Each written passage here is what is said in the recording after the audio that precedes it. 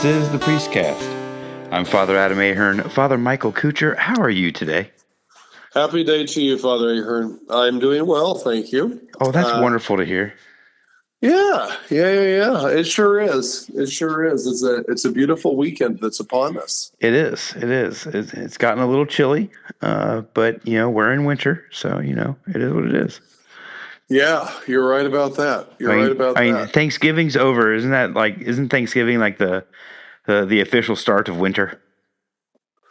Well, it was very nice that it snowed just a little bit right before, and I don't know if it snowed on the day of, but it was a nice cloudy day. Yeah, it was. I mean, but it just feels like now that it's supposed to be winter now. Exactly. Right, like after Thanksgiving fall's over and you move into winter, and then after Christmas, it's like, okay, can it be spring now? Oh my gosh, I know. It was an early morning leaving for the Adoration Summit, and on the beautiful Holy Roller, which does not like cold mornings. Oh, okay. But she made it. It was fun. Yeah, it's a great weekend, Father Ahern. Nice. Today, let's talk just a moment, Father Ahern. Okay.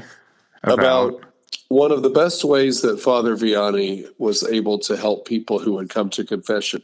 He would give them small and concrete things to do to overcome their sins. Okay. And if you think about it, Father Ahern, it's kind of in line with the way that the Lord himself, we see him operating in the scriptures. The power of something very small, God will take and do something very big with. And I think that was the mindset of Father Vianney. For example, of course, Jesus, whoever brings even one cup of water, to somebody who's thirsty, or the one touch of the garment, the tassel, remember that? Mm-hmm. Oh, yeah. Take one step out of the boat. Yeah. The loaves and the fish, Yeah. And the Lord takes all that and he multiplies it.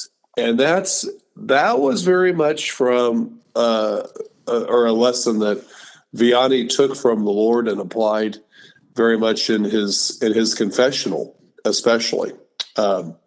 He knew. I think he also knew, Father Ahern, as Trochu points out,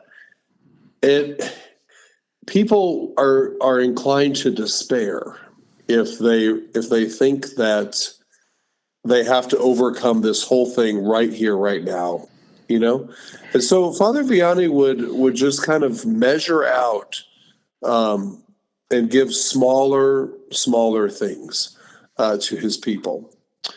And you want some examples, Father Ahern? I would love some examples. Okay. Here we have, Trochu points a few episodes out here. There was a woman who came to confession, and she confessed that she felt she was very lazy as a mother. Okay. And so Father Vianney, he said, I want you to say morning prayers with one of your children tomorrow. Aw. Isn't that nice? It's like, it is nice. Let's do something small. There was a man who came, and he was probably a little too harsh in his household. And Father Vianney said, I want you to speak a gentle word to your family tonight. All right. I like it. So he would give out just like, there was a farmer here. There was a farmer who came and confessed that he was working too hard. And Father Vianney's guidance to him was offer the first task of your day to God. So just these, but they were always concrete. It was never anything vague, like you need to be more patient, or you need to pray better, or you need to avoid something like that. Yeah. It was something very measurable, something very concrete. Nice. Uh, Nice. I like and it. for example, it says here one time somebody um, had confessed impatience, and Vianney said, "I want you to go home the long way." I like it. I like it. um, so just like very concrete physical things, and I think that's sometimes people want to make a dramatic, promise and like I'm Mm-hmm. going to. And there may be a time and a place for that. Like there does need to be a moment when we get to it. Like I'm decisively going to put this thing. But I think Vianney, one of the graces that he had was he knew how to kind of read the room. He knew how to read the soul, and he knew what was going to be too much, and he knew what was going to be too little, and he went right in the middle. Yeah, yeah. It sounds like like something that was a concrete example of what they were confessing, like the way to counter that. So like yeah, like if you're being short tempered or short with people, go home the long way. Here's a here's a concrete way for you to be more patient with the people around you, Yeah, right? and I like it. really, as you say that, it makes me realize that if you can do that, like you have a win. You have a foothold, over this thing that because you've done something. Mm-hmm.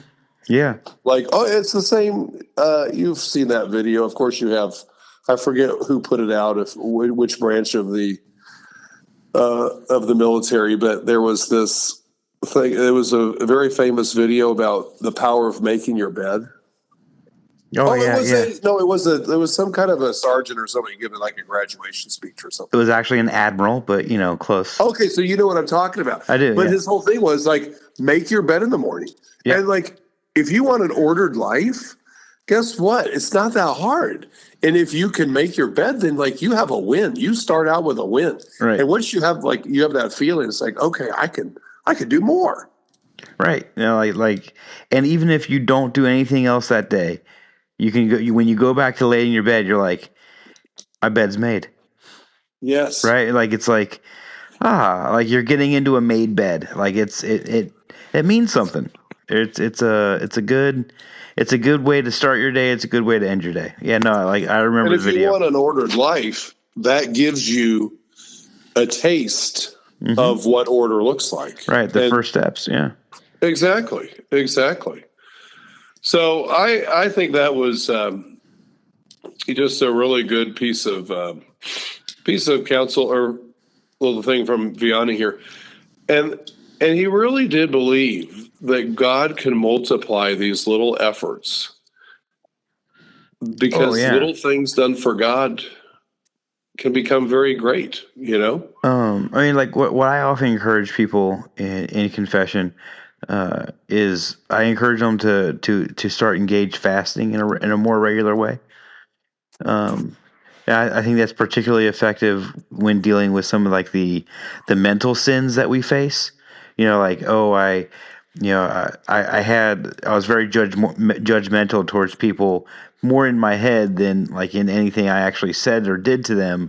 But I looked at them and I was very judgmental, or I looked upon those people over there with lust, or I was envious or rude, that type of stuff. But it was all done in your head, right? It wasn't done Yeah, overtly.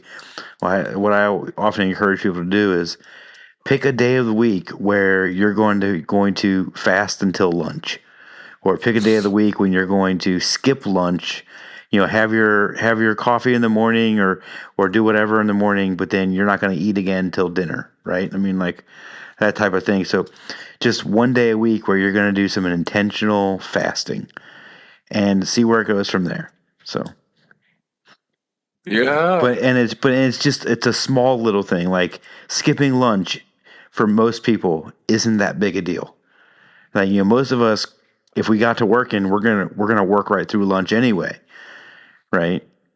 So it's not that huge of a fast, but it's a start at your fasting, and I think the more we fast, as Christ said, there's some things that can only be accomplished through prayer and fasting. And so, Absolutely. and so in That's so engaging true. that fast very intentionally, but in a small way, to start off with, I think is a very accessible for people. Yeah, and it's true with fasting. It's true with acts of charity. It's true Mm-hmm. with acts of patience, and like whatever that thing is that we need to grow in. It's like, let's take a baby step here. Absolutely. Let's take a baby step, because the journey of 1,000 miles begins with a single step. Exactly. How do you eat an elephant? One bite at a time. That's right. That's right. And that's how Vianney lived his life. And probably he knew it because he had to. That's how he himself grew, Yep. Well, Father Ahern, God bless you. Look forward to chatting tomorrow. I look forward to it as well, brother. God bless. Hey, John Vianney. Pray for us.